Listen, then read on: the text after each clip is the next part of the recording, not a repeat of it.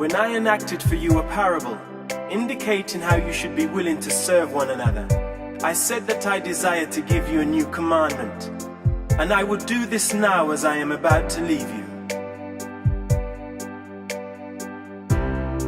You well know the commandment, which directs that you love one another, that you love your neighbor even as yourself. But I am not wholly satisfied with even that sincere devotion on the part of my children. I would have you perform still greater acts of love in the kingdom of the believing brotherhood. And so I give you this new commandment, that you love one another even as I have loved you. And by this will all men know that you are my disciples, if you thus love one another. When I give you this new commandment, I do not place any new burden upon your souls. Rather do I bring you new joy, and make it possible for you to experience new pleasure in knowing the delights of the bestowal of your heart's affection upon your fellow men.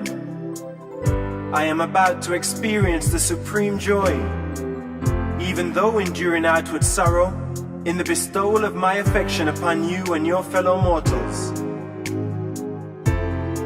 When I invite you to love one another, even as I have loved you, I hold up before you the supreme measure of true affection. For greater love can no man have than this, that he will lay down his life for his friends. And you are my friends. You will continue to be my friends if you are but willing to do what I have taught you. You have called me master, but I do not call you servants.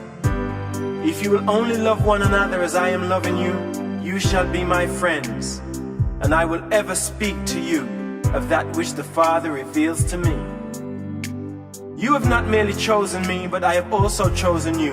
And I have ordained you to go forth into the world to yield the fruit of loving service to your fellows, even as I have lived among you and revealed the Father to you. The Father and I will both work with you, and you shall experience the divine fullness of joy, if you will only obey my command to love one another, even as I have loved you. I am the true vine, and my Father is the husbandman. I am the vine, and you are the branches. And the Father requires of me only that you shall bear much fruit. The vine is pruned only to increase the fruitfulness of its branches. Every branch coming out of me which bears no fruit, the Father will take away. Every branch which bears fruit, the Father will cleanse, that it may bear more fruit. Already are you clean through the word I have spoken, but you must continue to be clean. You must abide in me, and I in you.